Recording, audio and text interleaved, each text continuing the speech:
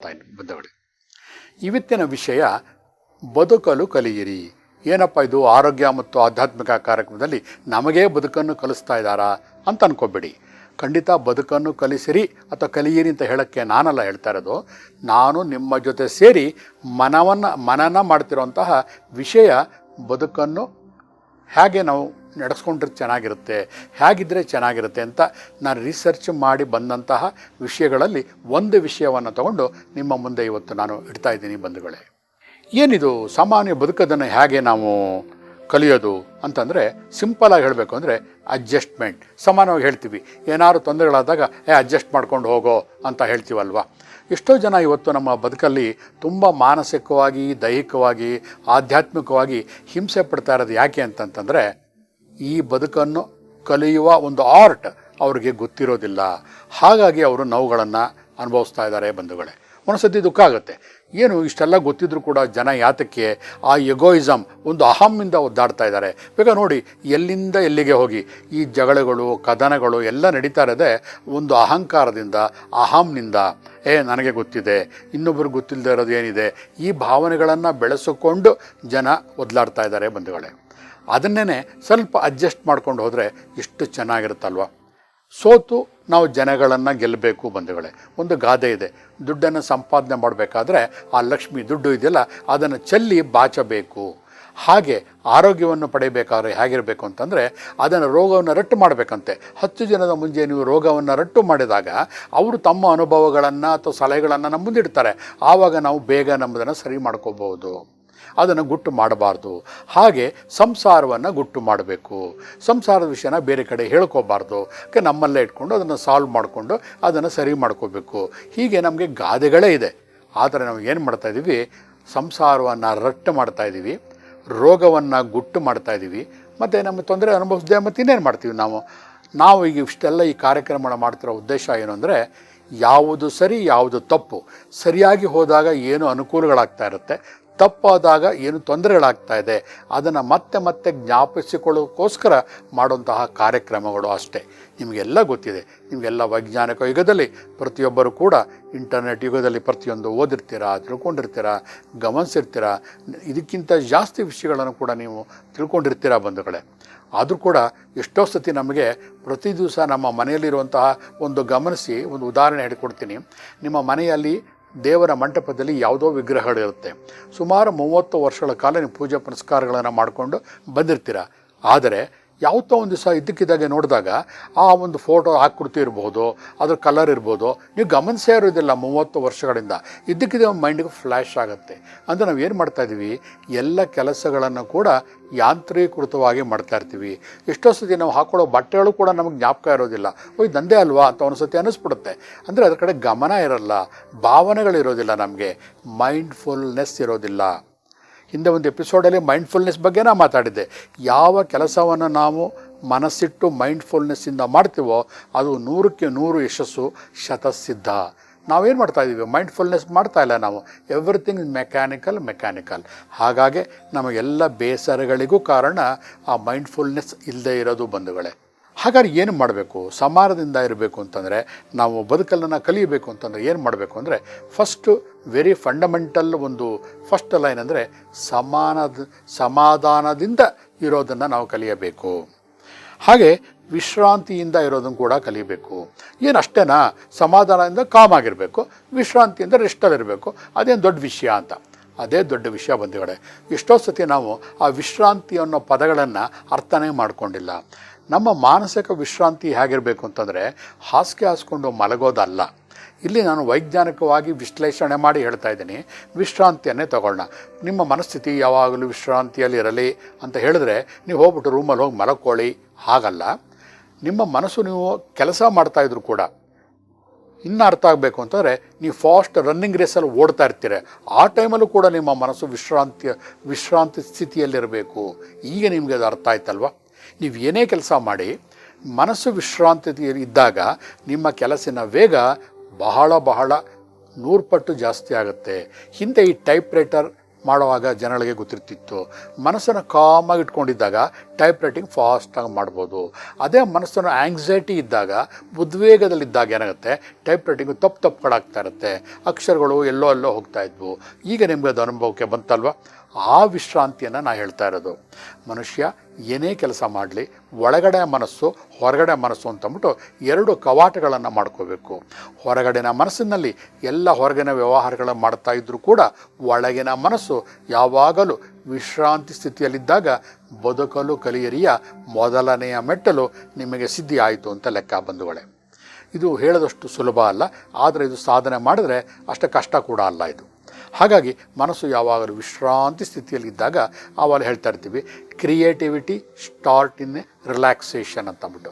ಯಾವುದೇ ಒಂದು ಕ್ರಿಯಾತ್ಮಕತೆ ಒಂದು ಮನಸ್ಸಿನಲ್ಲಿ ಹುಟ್ಟಬೇಕು ಅಂತಂದಾಗ, ಹೊಸ ಮಾತಿರ್ಬೋದು, ಹೊಸ ವಿಷಯ ಇರ್ಬೋದು, ಹೊಸ ಇನ್ವೆನ್ಷನ್ಗಳಿರ್ಬೋದು ಬರಬೇಕು ಅಂದಾಗ ಒಳಗಡೆ ವಿಶ್ರಾಂತಿ ಸ್ಥಿತಿ ಇರಬೇಕು. ಯಾವಾಗ ಮನಸ್ಸು ವಿಶ್ರಾಂತಿ ಆಗಿರ್ತಾನೋ ಆ ಮನುಷ್ಯ ಬೇರೆಯವರಿಗಿಂತ ಜಾಸ್ತಿ ಕೆಲಸವನ್ನು ಮಾಡ್ತಾನೆ, ಹಾಗೆ ಕ್ರಿಯೇಟಿವಿಟಿ ಕೂಡ ಜಾಸ್ತಿ ಮಾಡ್ತಾನೆ. ಅಷ್ಟೇ ಅಲ್ಲ, ಸಮಾಧಾನದ ಚಿತ್ತದಿಂದಿರಬೇಕು. ಸಮಾಧಾನ ಅಂದರೆ ಎಕ್ಸೈಟ್ ಆಗಬಾರ್ದು. ಈಗ ಒಂದು ಉದಾಹರಣೆ ತಗೊಳ್ಳೋಣ. ನಿಮ್ಮನ್ನು ಯಾರೋ ಒಬ್ಬರು ರೋಡಲ್ಲಿ ಗಲಾಟೆ ಮಾಡ್ತಿರ್ತಾರೆ, ಬೈತಿರ್ತಾರೆ. ಅಂಥ ಟೈಮಲ್ಲಿ ಸಮಾಧಾನದಿಂದಿರು, ಆಮೇಲೆ ವಿಶ್ರಾಂತಿಯಿಂದಿರು ಅಂತಂದರೆ ನಮಗೆ ಬಂದು ಬೈತೀರ. ಹಾಗಲ್ಲ, ನಿಜ ಆ ಟೈಮಲ್ಲೂ ಕೂಡ ಸಮಾಧಾನದಿರಬೇಕು. ಆ ಮನುಷ್ಯ ಫಸ್ಟ್ ಯಾತಕ್ಕೋಸ್ಕರ ಜಗಳ ಮಾಡ್ತಾ ಇದ್ದಾನೆ ಕೇಳ್ಕೊಳ್ಳೋ ತಾಳ್ಮೆ ನಿಮಗಿರಬೇಕು. ಹೇಳಿದ್ದಕ್ಕೆ ಮಾತಿಗೆ ಪ್ರತಿ ಮಾತುಗಳಿಗೆ ಮಾತು ಹೇಳ್ತಾ ಹೋಯಿತು ಅಂತಂದರೆ ಅದು ಕೊಲೆಯಲ್ಲಿ ಅಂತ್ಯವಾಗುತ್ತೆ ವಿನಃ ಆ ಪ್ರಾಬ್ಲಮ್ಮು ಸಾಲ್ವ್ ಆಗೋದಿಲ್ಲ. ಯಾವುದೇ ವ್ಯಕ್ತಿ ನಿಮಗೆ ಹೊಡೆಯೋಕ್ಕೆ ಬಂದರೂ ಕೂಡ, ಅದು ಜಗಳ ಆಡೋಕ್ಕೆ ಬಂದರೂ ಕೂಡ ಎಷ್ಟು ಸಮಾಧಾನವಾಗಿರಬೇಕು ಅಂದರೆ ಆ ಮನುಷ್ಯನಿಗೆ ಮತ್ತೆ ನಿಮಗೆ ಬೈಯೋದಕ್ಕೆ ಮಾತುಗಳೇ ಇರೋದಿಲ್ಲ. ಒಂದು ಫೋರ್ಸಾಗಿ ಬಂದಿರ್ತಾನೆ, ಎಲ್ಲ ಮಾತುಗಳನ್ನು ಆಡ್ತಾ ಇರ್ತಾನೆ, ನೀವು ಅದಕ್ಕೆ ಪ್ರತಿಕ್ರಿಯೆ ಏನೂ ಕೊಡಲ್ಲ. ಪ್ರತಿಕ್ರಿಯೆ ಕೊಟ್ಟಾಗ ಬೆಂಕಿಗೆ ತುಪ್ಪ ಹಾಕ್ದಂಗೆ ಆಗುತ್ತೆ, ಇನ್ನೂ ಮಾತಾಡ್ತಿರ್ತಾನೆ. ಯಾವಾಗ ನೀವು ಸೈಲೆಂಟ್ ಆಗಿಬಿಡ್ತೀರೋ ಅವನು he cannot talk anything further. ಅಲ್ಲಿ ತಲೆ ಒಂದು ಖಾಲಿ ಆಗಿಬಿಡುತ್ತೆ, ಹೇಳಬೇಕಾಗಿದ್ದನ್ನೆಲ್ಲ ಹೇಳಿ ಮುಗಿಸ್ಬಿಡ್ತಾನೆ. ನೀವು ಎಲ್ಲ ಮುಗಿದ ಮೇಲೆ ಒಂದು ಡೈಲಾಗ್ ಹೊಡಿರಿ, ಎಲ್ಲ ಮುಗೀತಾ, ಇನ್ನೂ ಏನಾದ್ರು ಇದೆಯಾ ಅಂತ ತಟಸ್ಥವಾಗಿಬಿಡ್ತಾನೆ ಬಂಧುಗಳೇ. ಇದು ನಿಮ್ಮ ನಿಜ ಜೀವನದಲ್ಲೇ ಬೇಕಾದ್ರೆ ನೀವು ಪ್ರಾಕ್ಟಿಕಲಾಗಿ ಮಾಡಿ ನೋಡಿ. ನಾವು ಹಾಗೆ ಮಾಡೋದಿಲ್ಲ. ಅವನು ಏನು ತಕ್ಷಣ ನಾವು ಏನಂತ ಅವನಿಗಿಂತ ಏರು ದನಿಯಲ್ಲಿ ಮಾತಾಡ್ತೀವಿ. ರೋಡಲ್ಲಿ ಆಕ್ಸಿಡೆಂಟ್ಗಳನ್ನು ನೋಡ್ತಾ ಇರ್ತೀವಿ. ಈ ಆಟೋ ರಿಕ್ಷಾಗಳಿರ್ಬೋದು, ಮತ್ತೊಂದು ಬಂದಾಗ ಅವ್ರು ಮಾತಾಡೋಕ್ಕಿಂತ ಮುಂಚೆ ತಪ್ಪು ನಮ್ಮಲ್ಲಿದ್ದರೂ ಕೂಡ ನಾವೇ ಏರು ದನಿಯಲ್ಲಿ ಮಾತಾಡಿ ಮಾತಿಗೆ ಕ್ಲಾಶ್ ಆಗಿ ಕೊನೆಗೆ ಲಾಭ ಆಗೋದು ಯಾರೋ ಬೀಟ್ ಪೊಲೀಸ್ ಅವನಿಗೆ ಅಲ್ವಾ. ಹಾಗಾಗಿ ಫಸ್ಟು ಬದುಕಲು ಕಲಿಬೇಕಾಗಿರೋದು ಸಮಾಧಾನ ಚಿತ್ತ. ಇದು ಬರೀ ರೋಡ್ ಆಕ್ಸಿಡೆಂಟ್ ಅಷ್ಟೇ ಅಲ್ಲ, ಮನೆಯಲ್ಲೂ ಕೂಡ ಗಂಡ ಹೆಂಡತಿಯ ಜಗಳ ಇರ್ಬೋದು, ಅತ್ತೆ ಸೊಸೆಯರ ಜಗಳ ಇರ್ಬೋದು, ಬಾಸ್ ಮತ್ತು ಎಂಪ್ಲಾಯಿ ಆಫೀಸಲ್ಲಿರ್ಬೋದು, ಎಲ್ಲ ಶ್ರೇಣಿಗಳಲ್ಲೂ ಕೂಡ, ಎಲ್ಲ ವರ್ಗಗಳಲ್ಲೂ ಕೂಡ ಇದು ಅಪ್ಲೈ ಆಗುತ್ತೆ ಬಂಧುಗಳೇ. ಎಷ್ಟೋ ಸತಿ ಕೆಲವೊಂದು ತಪ್ಪುಗಳನ್ನು ನೋಡಿದಾಗ ತಕ್ಷಣ ನಾವು ಪ್ರತಿಕ್ರಿಯೆಗಳನ್ನು ಕೊಡ್ತೀವಿ. ಅದು ಬಹಳ ಸುಲಭವಾಗಿರೋದು ಅಂತಂದರೆ ನಮ್ಮ ಇತ್ತೀಚಿನ ವಾಟ್ಸಾಪ್ಗಳಲ್ಲಿ ನೋಡಿ, ಯಾವುದೋ ವಾಟ್ಸಾಪ್ ಬಂದ ತಕ್ಷಣ ಪ್ರತಿಕ್ರಿಯೆ ಕೊಟ್ಟು ಅದು ಇನ್ನೊಬ್ಬರಿಗೆ ಫಾರ್ವರ್ಡ್ ಮಾಡಿಬಿಡ್ತೀವಿ. ನಮ್ಮ ಮೈಂಡಲ್ಲಿ ಸಮಾಧಾನನೇ ಇಲ್ಲ. ಹೌದಾ ನಾವು ವಿಷಯ ನಡೆದಿರೋದೇ ಗೊತ್ತಿರೋಲ್ಲ ನಮಗೆ, ಆಗಲೇ 100 ಜನ ಕಳಿಸ್ಬಿಟ್ಟಿರ್ತೀವಿ. ಅಲ್ಲಿ ಇರಬೇಕಾಗಿರೋದೇನು? ಸಮಾಧಾನ ಮತ್ತು ವಿಶ್ರಾಂತಿ. ಯಾವಾಗ ಮನಸ್ಸು ವಿಶ್ರಾಂತಿ ಸ್ಥಿತಿಯಲ್ಲಿ ಸಮಾಧಾನವಾಗಿರುತ್ತೋ ಆ ವಿಷಯನ ವಿಶ್ಲೇಷಣೆ ಮಾಡ್ತೀವಿ. ಹೌದು, ಇದು ಹೇಗಾಗಿ ಸಾಧ್ಯ, ಇದು ಹಳೆಯ ವಿಷಯ, ಬೇಡ, ಅದನ್ನು ಡಿಲೀಟ್ ಮಾಡ್ತೀವಿ. ಹೀಗಾಗಿ ನಮ್ಮ ಜೀವನದಲ್ಲಿ ಬದುಕಲು ಕಲಿಯುವ ಮೊದಲನೆಯ ಮೆಟ್ಟಲು ವಿಶ್ರಾಂತಿ ಆದರೆ, ಎರಡನೆಯ ಮೆಟ್ಟಲೇ ಸಮಾಧಾನ ಚಿತ್ತ. ಯಾವ ಮನುಷ್ಯ ಸಮಾಧಾನ ಚಿತ್ತದಿಂದ ಇರ್ತಾನೆ ಅವನಿಗೆ ಜಗಳಗಳೇ ಇರೋದಿಲ್ಲ. ಅದಕ್ಕೆ ಗೊತ್ತಿರೋರು ಹೇಳಿರೋದು, ಮಾತು ಬಲ್ಲವನಿಗೆ ರೋಗವಿಲ್ಲ, ಊಟ ಬಲ್ಲವನಿಗೆ ಜಗಳವಿಲ್ಲ. ಅದನ್ನು ನಾನು ಉಲ್ಟಾ ಮಾಡಿ ಹೇಳಿದ್ದೀನಿ ನಾನು ನಿಮಗೆ. ಇನ್ನೊಂದು ಸತಿ ಹೇಳ್ತೀನಿ, ಊಟ ಬಲ್ಲವನಿಗೆ ರೋಗ ಇಲ್ಲ, ಮಾತು ಬಲ್ಲವನಿಗೆ ಜಗಳವಿಲ್ಲ. ಈಗ ನಿಮ್ಮ ಮೈಂಡಿಗೆ ಅದು ರೆಕಾರ್ಡ್ ಆಗುತ್ತಲ್ವ. ನೀವು ಯಾತಕ್ಕೆ ಉಲ್ಟಾ ಹೇಳ್ತೀನಿ ಅಂದರೆ, ಯಾವಾಗಲೂ ನಾವು ಉಲ್ಟಾ ಹೇಳಿದಾಗ ಏನಾಗುತ್ತೆ, ನಿಮ್ಮ ಮೈಂಡ್ ತಪ್ಪು ಹೇಳ್ದ ಅಲ್ವಾ, ಅದು ಏನು ತೋರಿಸುತ್ತೆ ಅಂದರೆ ಮೈಂಡ್ಫುಲ್ನೆಸ್. ನೀವು ಯಾಂತ್ರೀಕೃತವಾಗಿ ಕೇಳಿದಾಗ ಆ ರೀತಿ ಚರ್ಚೆ ಮಾಡೋಕ್ಕೆ ಹೋಗಲ್ಲ, ಸುಮ್ಮನೆ ಕೇಳ್ತಾ ಇರ್ತೀವಿ, ಏನೋ ಹೇಳ್ತಾ ಇರ್ತೀವಿ ನಾವು ಕೂಡ. ಆದರೆ ಮನಸ್ಸು ಮೈಂಡ್ಫುಲ್ನೆಸ್ ಆಗಿದ್ದಾಗ ಯಾವುದೇ ಒಂದು ವ್ಯಕ್ತಿ ತಪ್ಪು ಹೇಳಿದ್ರು ಕೂಡ ತಪ್ಪು ಹೇಳ್ದ ಅದನ್ನು ಗಮನಿಸುವಂಥ ಒಂದು ಇದು ಶಕ್ತಿ ನಿಮಗೆ ಬರುತ್ತೆ ಅಲ್ವಾ. ನಾವು ಬರೀ ಒಂದು ನಾಳು ನೋಡಿ ಉಲ್ಟಾ ಹೇಳಿದ ತಕ್ಷಣವೇ ನೀವು ಗಮನ ಬಿಟ್ಟು ಕೇಳಿದಾಗ ಮಾತ್ರ ನಿಮಗೆ ಅದನ್ನು ತಪ್ಪು ಹೇಳ್ದ ಅಂತ ನಿಮಗೆ ಗೊತ್ತಾಗುತ್ತೆ. ನಾನು ನಿಮಗೆ ಒಂದು ಉದಾಹರಣೆ ಕೊಡೋಕ್ಕೋಸ್ಕರ ಅದು ಬೇಕು ಅಂತಲೇ ಆ ತಪ್ಪು ಹೇಳಿದ್ದು. ಹಾಗೆ ಜೀವನದಲ್ಲಿ ನೀವು ಸಮಾಧಾನ ಚಿತ್ತದಿದ್ದಾಗ ಮಾತ್ರ ಬೇರೆಯವರ ತಪ್ಪುಗಳು ಕರೆಕ್ಟಾಗಿ ನಿಮಗೆ ಗೊತ್ತಾಗುತ್ತೆ. ಜೊತೆಗೆ ಸಾಂದರ್ಭಿಕವಾಗಿ ಏನು ನಡೀತಾ ಇದೆ ಅದನ್ನು ವಿಶ್ಲೇಷಣೆ ಮಾಡೋಕ್ಕಾಗತ್ತೆ. ಒಬ್ಬ ರಿಸರ್ಚ್ ಸೆಂಟರ್ ಫೆಲೋಶಿಪ್ ತೊಗೊಳ್ಳೋವಂತಹ ವ್ಯಕ್ತಿಗಳು ನೋಡಿ ಕಾಮಾಗಿರ್ತಾನೆ. ಯಾವುದಕ್ಕೂ ಕೂಡ ಉದ್ವೇಗ ಮಾಡ್ಕೊಳ್ಳೋಕೆ ಹೋಗೋದಿಲ್ಲ. ಎಷ್ಟು ಸಮಾಧಾನವಾಗಿರ್ತಾನೆ ಅಂದರೆ ಹೇಳ್ತಾರಲ್ಲ, ಗೋರ್ಕಲ್ಲ ಮೇಲೆ ಮಳೆ ಸುರಿದಂತೆ ಸರ್ವಜ್ಞ ಅಂತ. ಒಂದು ದೊಡ್ಡ ಬಂಡೆಯ ಮೇಲೆ ಮಳೆ ಬರಿತಾ ಇದ್ರು ಕೂಡ ಆ ಬಂಡೆ ಅಲ್ಲಾಡೋಲ್ವಂತೆ. ಹಾಗೆ ಮನಸ್ಥಿತಿ ಇರಬೇಕು ಬಂಧುಗಳೇ. ಆವಾಗ ಏನಾಗುತ್ತೆ, ಜನ 1000 ಹೇಳಿ, ನಾವು ಒಳಗಡೆ ಅಂತರ್ಗತವಾಗಿ ನಮ್ಮ ಹೃದಯದಲ್ಲಿರುವಂತಹ ಒಂದು ಜ್ಞಾನ ಇರುತ್ತಲ್ಲ, ಅದರ ಬಗ್ಗೆ ಮಾತ್ರ ನಮ್ಮ ಗಮನ ಇರುತ್ತೆ. ವಿಶ್ರಾಂತಿ ಸ್ಥಿತಿಯಲ್ಲಿ ನಮ್ಮ ಹೃದಯವನ್ನು ಗಮನಿಸಿ ನಾವು ವಿಶ್ಲೇಷಣೆಯನ್ನು ಮಾಡಬೇಕು. ಅದು ಬಿಟ್ಟು ಯಾರೋ ರೋಡಲ್ಲಿ ಹೋಗ್ತಿರ್ತಾರೆ, ಯಾರೋ ಬಗ್ಗೆ ಮೂರನೇವ್ರ ಬಗ್ಗೆ ಮಾತಾಡ್ತಾರೆ, ತಕ್ಷಣ ನಾವು ನಮ್ಮ ಪ್ರತಿಕ್ರಿಯೆಯನ್ನು ಕೊಟ್ಬಿಡ್ತೀವಿ. ಅದು ನಿಜವಾ ಸುಳ್ಳ ಯಾವುದನ್ನು ಯೋಚನೆ ಕೂಡ ಮಾಡೋಕ್ಕೆ ಹೋಗೋದಿಲ್ಲ. ನಮ್ಮ ಸಮಾಧಾನ ಕಳ್ಕೊಂಡ್ಬಿಟ್ಟಿರ್ತೀವಿ ನಾವಿಲ್ಲಿ. ಅದರಿಂದ ನಮಗೇನು ಆಗಬೇಕಾಗಿರೋದಿಲ್ಲ. ನಮ್ಮ ದೇಹದಲ್ಲಿ ನಡೆಯುವಂತಹ ಎಷ್ಟೋ ಎನರ್ಜಿಗಳು, ನಾವು ತೊಗೊಳ್ಳೋಂಥ ಆಹಾರದ ಎನರ್ಜಿ ಇರ್ಬೋದು, ಟಾನಿಕ್ಕು, ಔಷಧಿ ಎಲ್ಲವೂ ಕೂಡ ಈ ಥರ ಅಪವ್ಯಯ ಆಗ್ತಾಯಿದೆ ಬಂಧುಗಳೇ. ನಮ್ಮ ಎನರ್ಜಿ ಇವತ್ತು ಏನು ಆಹಾರ ತೊಗೋತಾ ಇದ್ದೀವಿ, ನಾವು ಎಷ್ಟೋ ಸತಿ ಮಾತಾಡ್ತಾ ಇರ್ತೀವಿ, ಒಂದು ಸತಿ ಗಮನ ಇಟ್ಟು ನೋಡಿದಾಗ ಆ ಮಾತುಗಳೆಲ್ಲ ವೇಸ್ಟು, ಉಪಯೋಗ ಆಗುವಂಥ ಮಾತುಗಳೇ ಅಲ್ಲ. ಹಾಗಾಗಿ ಮಾತಾಡಿ ನಮ್ಮ ಎನರ್ಜಿಗಳನ್ನು ವೇಸ್ಟ್ ಮಾಡಿ ಸಾಯಂಕಾಲ ಆಗೋಷ್ಟೊಳಗೆ ಟಯರ್ಡ್ನೆಸ್ಸಿಂದ ಸುಸ್ತಾಗ್ತಾ ಇದ್ದೀವಿ ಬಂಧುಗಳೇ. ಹಾಗಾಗಿ ಬದುಕಲು ಕಲಿಯರಲ್ಲಿ 2 ಮೆಟ್ಟಿಲುಗಳು ನೀವು ಕಲ್ತ್ಕೊಂಡಿದ್ದೀರಾ ಈಗ. ಒಂದು ಸಮಾಧಾನ ಚಿತ್ತದಿಂದ ಇರೋದು, ಇನ್ನೊಂದು ವಿಶ್ರಾಂತಿ ಸ್ಥಿತಿಯಲ್ಲಿ ಇರೋದು. ವಿಶ್ರಾಂತಿ ಸ್ಥಿತಿಯಲ್ಲಿ ಇರೋದು ಹೇಗೆ ಸಾಧ್ಯ, ನನಗೆ ಬರಲ್ಲ, ನೀವೇನೋ ಹೇಳ್ಬಿಟ್ರಿ, ಮಾಡೋಕ್ಕಾಗೋದಿಲ್ಲ. ಅದಕ್ಕೆ ಒಂದು ಸಣ್ಣ ಒಂದು ಟಿಪ್ಸನ್ನು ಕೊಡ್ತೀನಿ. ಈಗ ಟ್ರಾನ್ಸೆಂಡಲ್ ಮೆಡಿಟೇಷನ್ ಅಂತ ಕೂಡ ಹೇಳ್ತಾರೆ. ಇದಕ್ಕೆ ಕೇವಲ ಒಂದು 20 ನಿಮಿಷಗಳ ಕಾಲ ಬೆಳಗ್ಗೆ ಎದ್ದ ತಕ್ಷಣವೇ ಯಾವ ಯೋಗದ ಭಂಗಿ ಕೂಡ ಬೇಕಾಗಿಲ್ಲ. ನಿಮ್ಮ ಮನೆಯಲ್ಲಿ ಒಂದು ಒಂದು ಚೇರ್ ಮೇಲೆ ಕೂತ್ಕೊಳ್ಳಿ. ಕಂಪ್ಲೀಟ್ ನಿಮ್ಮ ಮನಸ್ಸನ್ನೇ ಗಮನಿಸ್ತಾ ಇರಿ. ನಿಮ್ಮ ಹಣೆಯ ಮಧ್ಯದಲ್ಲಿ ಒಂದು ಬ್ಯೂಟಿಫುಲ್ ವೈಟ್ ಸ್ಕ್ರೀನ್ ಇದೆ ಅಂತ ಅಂದ್ಬಿಟ್ಟು ಇಮ್ಯಾಜಿನ್ ಮಾಡ್ಕೊಂಡ್ಮೇಲೆ ಕಣ್ಣು ಮುಚ್ಕೊಂಡ ತಕ್ಷಣವೇ ಹೊರಗಿನ ಪ್ರಪಂಚ ಎಲ್ಲ ಕ್ಲೋಸ್ ಆಗುತ್ತೆ, ಒಳಗಿನ ಕಣ್ಣು ಓಪನ್ ಆಗುತ್ತೆ ಆಟೋಮೆಟಿಕ್ಕಾಗಿ. ಒಳಗಿನ ಕಣ್ಣಲ್ಲಿ ಆ ಸುಂದರವಾದಂತಹ ಬಿಳಿಯ ಪರದೆಯನ್ನು ಕಲ್ಪಿಸ್ಕೋತಾ ಇದ್ದೀರಾ. ಆ ಪರದೆಯ ಮೇಲೆ ಶ್ಯಾಮ್ ಅಂತ ಒಂದು ನೀಲಿ ಬಣ್ಣದ ಅಕ್ಷರ ಸ್ಕ್ರಾಲಿಂಗ್, ಟಿ ವಿನಲ್ಲಿ ಕೆರಡು ಅಡ್ವರ್ಟೈಸ್ಮೆಂಟ್ ಹೋಗ್ತಾ ಇರುತ್ತಲ್ಲ, ಹಾಗೆ ನಿಮ್ಮ ಎಡಗಡೆಯಿಂದ ಬಲಗಡೆಗೆ ಹೋಗ್ತಾ ಇದೆ, ಮೂವ್ ಆಗ್ತಾ ಇದೆ ಅಂತ ಕಲ್ಪನೆ ಮಾಡ್ಕೊಳ್ಳಿ. ಎಷ್ಟು ಸುಲಭ ನೋಡಿ. ಕೇವಲ ಒಂದು ಪರದೆಯನ್ನು ಕಲ್ಪನೆ ಮಾಡ್ಕೊಂಡ್ರಿ, ಬಿಳಿಯ ಪರದೆ, ಅದರ ಮೇಲೆ ನೀಲಿ ಬಣ್ಣದಲ್ಲಿ ಶ್ಯಾಮ್ ಅಂತ ನಿಮಗೆ ಒಂದು ಪದವನ್ನು ಕೊಟ್ಟಿದ್ದೀನಿ. ಸುಮ್ಮನೆ ಒಂದು ಸಿಂಬಾಲಿಕ್ ಅಷ್ಟೇ ಅದು. ಆ ಒಂದು ನೀಲಿ ಬಣ್ಣದ ಅಕ್ಷರಗಳು ನಿಮ್ಮ ಎಡದಿಂದ ಬಲಕ್ಕೆ ಹೋಗ್ತಾ ಇದೆ. ಅದನ್ನೇ ಗಮನಿಸ್ತಾ ಇದ್ದಾಗ ನಿಮಗೇನಾಗುತ್ತೆ, ಕೆಲವು ಸೆಕೆಂಡ್ಗಳಲ್ಲಿ ಇದಕ್ಕಿದ್ದಂಗೆ ನಿಮ್ಗೆ ಅದು ಮರ್ತು ಹೋಗ್ಬಿಡುತ್ತೆ. ತಕ್ಷಣ ಮೈಂಡ್ ಎಲ್ಲಿಗೋ ಹೋಗಲಿ. ಆ ಶ್ಯಾಮ್ ಅನ್ನೋದು ಒಂದು ಮಂತ್ರ ಆದರೆ, ಎಲ್ಲಿಗೋ ಹೋಗಿರುವಂತಹ ಮನಸ್ಸನ್ನು ತಿರ್ಗಾ ಎಳ್ಕೊಂಬರ್ತಿರಲ್ಲ ಆ ಒಂದು ಬೋರ್ಡ್ ನೋಡೋದಕ್ಕೆ, ಅದು ತಂತ್ರ. ಮಂತ್ರ ಶ್ಯಾಮ್ ಅಂತ ಹಾಕೊಂಡು ನೋಡ್ತಾ ಇರ್ತೀರ, ಅದೆಲ್ಲೋ ಹೋಗುತ್ತೆ, ತಿರ್ಗಾ ಎಳ್ಕೊಂಡು ಬರ್ತೀರಾ ತಂತ್ರ. ಈ ಒಂದು ಪ್ರೋಸೆಸ್ಸಲ್ಲಿ ನಿಮ್ಮ ಮೈಂಡ್ ಎಲ್ಲೆಲ್ಲೋ ಅಲಿತಾ ಇದ್ದಿದ್ದು ಶಾಂತವಾಗ್ತಾ ಹೋಗುತ್ತೆ. ಕೇಳೋಕ್ಕೆ ಸುಲಭ, ಆದರೆ ಇದರದ್ದು ಫಲ ಮಾತ್ರ ಅಗಾಧ. ಇಷ್ಟು ಸಿಂಪಲ್ ಆಗಿರುವಂಥ ಮೆಡಿಟೇಷನು ಪ್ರಪಂಚದಲ್ಲಿ ಬೇರೆ ಯಾವುದೇ ಇಲ್ಲ ಅಂತ ಕೂಡ ನಾನು ನಿಮ್ಗೆ ಹೇಳ್ತೀನಿ ಬಂಧುಗಳೇ. ಅಷ್ಟೇ ಪವರ್ಫುಲ್, ಅಟಾಮಿಕ್ ಬಾಂಬ್ ಥರ ಇದು ಕೇವಲ 20 ನಿಮಿಷಗಳ ಕಾಲ ಮಾಡಿ ಅವತ್ತು ನಿಮ್ಮ ಮನಸ್ಥಿತಿಯನ್ನು ನೀವೇ ಪರೀಕ್ಷೆ ಮಾಡ್ಕೊಳ್ಳಿ. ಏನಾಗುತ್ತೆ ಅಂತಂದರೆ, ಯಾವಾಗ ನಮ್ಮ ಮನಸ್ಸಿಗೆ 20 ನಿಮಿಷಗಳ ಕಾಲ ಎಲ್ಲೋ ಹೋಗ್ತಾ ಇದ್ದೇನೆ ಎಳ್ಕೊಂಬಂದು ಆ ಪರದೆಯ ಮೇಲೆ ನಿಲ್ಲಿಸ್ತಾ ಇರ್ತೀವಲ್ಲ, ಆ ಒಂದು ಪ್ರೋಸೆಸ್ಸಲ್ಲಿ ನಮ್ಮ ಮನಸ್ಸಿಗೆ ನಮಗೇ ಗೊತ್ತಿಲ್ಲದೆ ಇದ್ದಂಗೆ ಒಂದು ಶಾಂತತೆಯನ್ನು ಕಲಿಸ್ಕೊಡ್ತೀವಿ.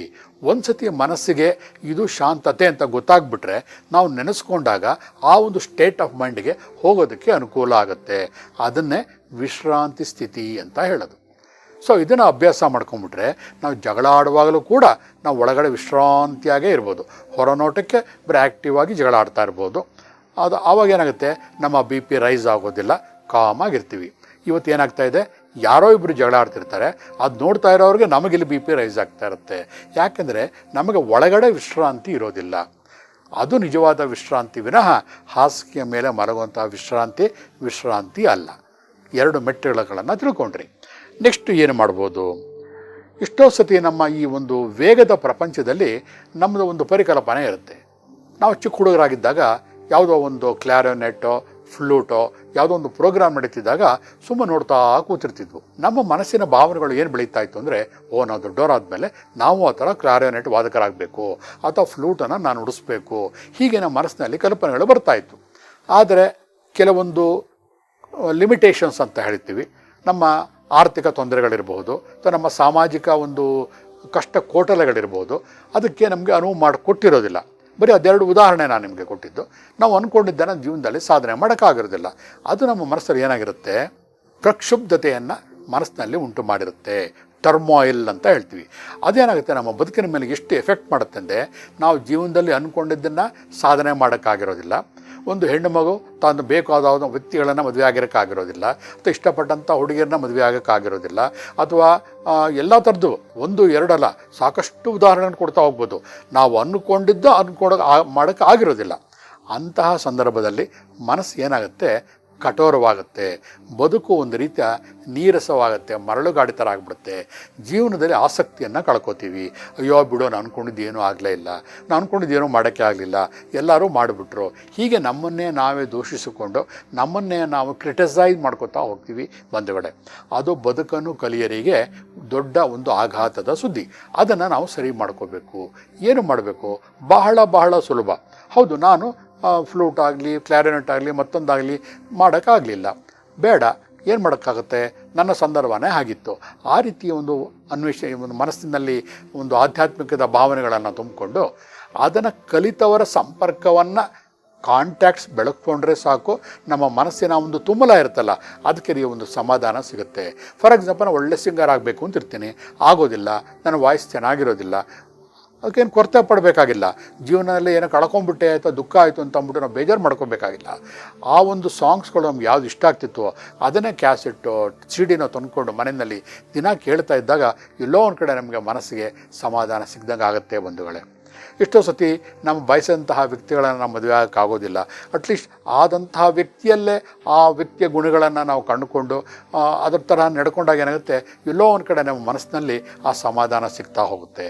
ಅಷ್ಟೇ ಅಲ್ಲ, ನಮ್ಮ ಮೆಂಟಲ್ ಫ್ರೇಮ್ಗೆ ಅಡ್ಜಸ್ಟ್ ಆಗುವಂತಹ ವ್ಯಕ್ತಿಗಳು ನಮಗೆ ಸಿಗದೇ ಇದ್ದಾಗ, ಅದೇ ರೀತಿ ಸ್ವಭಾವ ಇರುವಂತಹ ವ್ಯಕ್ತಿಗಳು ಪ್ರಪಂಚದಲ್ಲಿ ಕೋಟಿ ಕೋಟಿ ಇರ್ತಾರೆ. ಅದರಲ್ಲಿ ಯಾರೋ ಒಂದು ವ್ಯಕ್ತಿಯನ್ನು ಆರಿಸ್ಕೊಂಡು ಅವರ ಸಂಪರ್ಕದಲ್ಲಿ ಇದ್ದಾಗ, ಅವ್ರ ಜೊತೆ ಮೂವ್ ಮಾಡಿದಾಗ, ಅಥವಾ ಅವ್ರ ಜೊತೆ ನಾವು ಒಂದು ವ್ಯವಹಾರಗಳನ್ನು ಮಾಡಿದಾಗ ಮನಸ್ಸಿನಲ್ಲಿ ಎಲ್ಲೋ ಒಂದು ಕಡೆ ಸಮಾಧಾನ ಸಿಗುತ್ತೆ. ಆವಾಗ ಏನು ಅನಿಸುತ್ತೆ, ಮನಸ್ಸಿಗೆ ನಮಗೆ ಗೊತ್ತಿಲ್ಲದಿದ್ದಂಗೆ ಖುಷಿ ಸಿಗುತ್ತೆ. ಫಾರ್ ಎಕ್ಸಾಂಪಲ್, ಇವಾಗ ಚಿಕ್ಕ ಮಕ್ಕಳುಗಳಿರ್ತಾರೆ. ಚಿಕ್ಕ ಮಕ್ಕಳಿಗೇನು, ಬೇರೆ ಮಕ್ಕಳು ತೊಗೊಂಡು ಪಟಾಕಿಯಲ್ಲಿ ಆಟ ಆಡಬೇಕು ಅಂತಂದ್ಬಿಟ್ಟು ಖುಷಿ ಇರುತ್ತೆ. ಆದರೆ ಯಾವುದೋ ಒಂದು ಕಾರಣಗಳಿಂದ ಸರ್ಕಾರ ಬ್ಯಾನ್ ಮಾಡಿರುತ್ತೆ, ಪಟಾಕಿ ಹಚ್ಚಕ್ಕಾಗೋದಿಲ್ಲ. ಆದರೆ ಆ ಮಕ್ಕಳ ಮನಸ್ಸಿನಲ್ಲಿ ಆ ಕೊರತೆ ಇರುತ್ತೆ. ಅದಕ್ಕೆ ಏನು ಮಾಡಬೇಕು, ಅಟ್ಲೀಸ್ಟ್ TV ಹಾಕ್ಕೊಂಡ್ಬಿಟ್ಟು ಹಿಂದೆ ಹೋದ ವರ್ಷ ನಡೆದಿರುತ್ತಲ್ಲ ದೀಪಾವಳಿ ಹಬ್ಬ, ಅದರದ್ದು ಒಂದು ಶೋನೋ ಏನೋ ತೋರಿಸಿದಾಗ ಮಕ್ಕಳು ಅಟ್ಲೀಸ್ಟ್ ಅದನ್ನು ನೋಡೋರು ಸಮಾಧಾನ ಪಡ್ತಾರೆ. ನೋಡಿ ಎಷ್ಟು ಸುಲಭ. ಎಲ್ಲವನ್ನೂ ನಾವು ಸಾಧನೆ ಮಾಡೋಕ್ಕಾಗೋದಿಲ್ಲ, ಸಾಕಷ್ಟು ಬೇರೆ ಬೇರೆ ಕಾರಣಗಳಿರುತ್ತೆ. ಆವಾಗ ಅದನ್ನು ಯಾರು ಹೊಂದಿರ್ತಾರಲ್ಲ ಅಂಥವರ ಸಂಪರ್ಕದಿಂದ ಆದರೂ ಪರವಾಗಿಲ್ಲ, ಅಥವಾ ಅಂತಹ ವ್ಯಕ್ತಿಗಳ ಒಂದು ಬೇರೆ ಬೇರೆ ವಿಷಯಗಳನ್ನು ಗಮನಿಸುವುದರಿಂದ ಆದರೂ ಕೂಡ ಅಷ್ಟೇ, ನಾವು ಸ್ವಲ್ಪ ಮೆಲುಕು ಹಾಕಿದಾಗ ಏನಾಗುತ್ತೆ, ಒಳಗಡೆ ನಡೀತಿರುವಂತಹ ತುಮಲಕ್ಕೆ ಏನೋ ಒಂದು ರೀತಿ ತಂಪೆರೆದಂತಾಗಿ ಮನಸ್ಸು ಶಾಂತವಾಗುತ್ತೆ. ಇದು ಬದುಕನ್ನು ಕಲಿಯೋದಕ್ಕೆ 3ನೆಯ ಹಂತ. ಎಲ್ಲನೂ ಕೂಡ ನಾವೇ ಅನುಭವಿಸಿ, ನಾವೇ ಎಜುಕೇಟೆಡ್ ಆಗಿ ನಾವೇ ಸಾಧನೆ ಮಾಡೋಕ್ಕಾಗೋದಿಲ್ಲ ಎಷ್ಟೋ ಸತಿ. ಹಾಗಾಗಿ ಸಾಧನೆ ಮಾಡಿದವ್ರನ್ನ ಪ್ರೋತ್ಸಾಹ ಮಾಡಿದ್ರು ಕೂಡ ಅದರಲ್ಲಿ ಒಂದು ಆನಂದ ಸಿಗುತ್ತೆ. ನಾವು PhD ಮಾಡೋಕ್ಕಾಗಲಿಲ್ಲಪ್ಪ, ಬೇಡ, PhD ಮಾಡಿರೋ ಮಕ್ಕಳುಗಳನ್ನೆಲ್ಲ ಸೇರಿಸ್ಬಿಟ್ಟು ಅವ್ರಿಗೊಂದು ಪಾರ್ಟಿ ಕೊಡಿ, ಅಥವಾ ಒಂದು ಕಂಗ್ರ್ಯಾಚುಲೇಷನ್ ಹೇಳಿ, ಥ್ಯಾಂಕ್ಸ್ ಹೇಳಿ, ಅವಾಗ ಇಷ್ಟು ನಿಮ್ಗೆ ಆನಂದ ಸಿಗುತ್ತೆ ಗೊತ್ತಾ ಅದರಲ್ಲಿ. ಹಾಗೆ ಈ ಅತ್ತೆ ಸೊಸೆಯರ ವಿಷಯಕ್ಕೆ ಬರೋಣ. ಅವರು ಜಗಳ ಆಡ್ತಾ ಇರ್ತಾರೆ. ಅವ್ರಿಗೆ ಬದುಕನ್ನು ಕಲಿಯಿರಿ ಹೇಗೆ ನಾವು ಪಾಠ ಹೇಳ್ಕೋದು ಅಂತಂದರೆ, ಎಷ್ಟೋ ಸಂದರ್ಭದಲ್ಲಿ ಏನಾಗಿರುತ್ತೆ, ಈ ಅತ್ತೆ ಅಂತ ಒಂದು ಕ್ಯಾರೆಕ್ಟರ್ ಅಂತ ತಗೊಳ್ಳೋಣ. ಆ ಒಂದು ವ್ಯಕ್ತಿ ಸೊಸೆ ಅನ್ನೋ ಕ್ಯಾರೆಕ್ಟರ್ ಯಾಕೆ ಇಷ್ಟ ಆಗೋದಿಲ್ಲ ಅಂತಂದರೆ, ಅತ್ತೆ ಅಂದರೆ ವಯಸ್ಸಾದವರು, ಅವರು ಜೀವನದಲ್ಲಿ ಕೆಲವು ಅನುಭವಗಳನ್ನು ಅನುಭವಿಸಿರ್ತಾರೆ. ಕೆಲವೊಂದು ಭಾವೋದ್ರೇಕಗಳು, ಆತಂಕ, ಕೋಪ, ಬೇಸರ, ಅವಸರ ಇವೆಲ್ಲ ಆಕೆಯ ಮನಸ್ಸಿನಲ್ಲಿ ತುಂಬಿರುತ್ತೆ. ಅವರ ಜೀವನದಲ್ಲಿ ಕೆಲವು ಘಟನೆಗಳು ನಡೆದಿರೋದಿಲ್ಲ. ಆಕೆ ಏನು ಮಾಡ್ತಾಳೆ, ತನ್ನ ಜೀವನದಲ್ಲಿ ನಡೆದೇ ಇರುವಂತಹ ಘಟನೆಗಳನ್ನು ತನ್ನ ಸೊಸೆಯಲ್ಲಿ ಅಪೇಕ್ಷೆ ಪಡ್ತಾ ಹೋಗ್ತಾಳೆ. ಅದು ನಡೆದೇ ಇದ್ದಾಗ ಏನಾಗುತ್ತೆ, ಆ ಜನರೇಷನ್ ಗ್ಯಾಪ್ನ ಅವಳು ಯೋಚನೆ ಮಾಡೋಕ್ಕೆ ಹೋಗೋದಿಲ್ಲ. ತಾನು ನಡೆಯೋಕ್ಕಾಗ್ತಿರೋದಿಲ್ಲ, ಆದರೆ ಸೊಸೆನ ಬೆಳಗಿನ ಸಂಜೆವರೆಗೂ ಕೆಲಸ ಮಾಡು ಅಂತ ಹೇಳ್ತಾಳೆ.